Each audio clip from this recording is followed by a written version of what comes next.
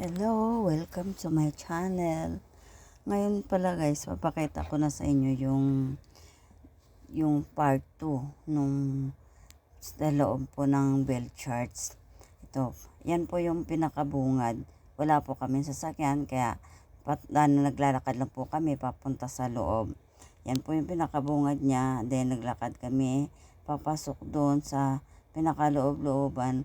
O nga pala guys, medyo may kalayuan siya konti mula sa kalsada. Sa kalsada tapos papasok.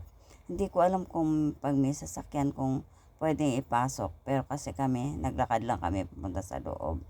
Then, yan po yung tulay na yan. Ang ilalim po niyan ay sapa, tubig. Pero malinis po yung tubig sa loob niyan. Papasok na po tayo dun sa pinaka-entrance niya. Ito yung pinakabungad niya. Yan po, may mga tinda po dyan na may mga damit, may mga sombrero, bag. Marami po dyan paninda na pwede pong bumili dyan ng mga jacket. Magaganda po yung tinda nila dyan guys. Ito na po yung pinakabungad ng bell charts.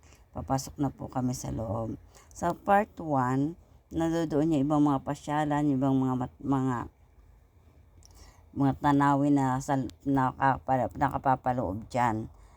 Pero ito yung sa part 2, ito yung entrance niya. Papasok doon. Medyo mahaba yan guys, medyo malayo-layo yung lalakarin mo bago ka makarating dun sa yung pinakaakyatan niya.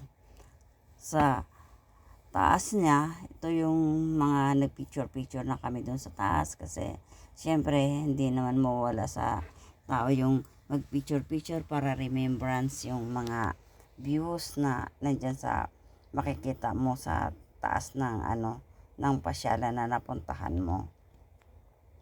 Tapos ito na yan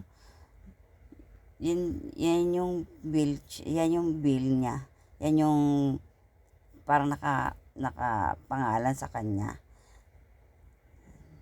Diyan guys, so aba na kami dyan dahil natapos na namin ikutin yung mga pasyalan doon sa taas. Nakatarating kami doon sa pinakatuloy niya guys. Medyo may kataasan na siya pero hindi naman siya nakakapagod kahit na mataas yung akyatin mo kasi nga siguro hindi mainit kahit mainit yung araw pero hindi mainit yung panahon. Kasi malamig dyan sa lugar nila. Yan nga siguro talaga hindi dahil mga tao yung lamig. At saka yung magandang tanawin, preskong hangin, masarap huminga. Yan yung itong hagdanan na to guys, yung taas mga nakalambitin, yung mga bulaklak yan na. Ang gaganda ng mga bulaklak na yan, kaya hindi mo maiwasan mag-video or mag-picture o i-focus yung mga petals niya kasi ang gaganda niya. Puro yung bulaklak, mga kalakalambitin na yan. Tapos yung dahon niya nasa taas lang. Ayan yan guys. So yan o. Diba? Ang ganda niya. Para siyang Peter Pan na flower na napakarami. Yan. Puro yan siya mga flower. Kaya gustong gusto ko rin dyan. Tumagal din ako dyan guys kasi gustong gusto ko yung mga bulaklak na yan. Talagang namamangha ako sa nila, sa ganda nila.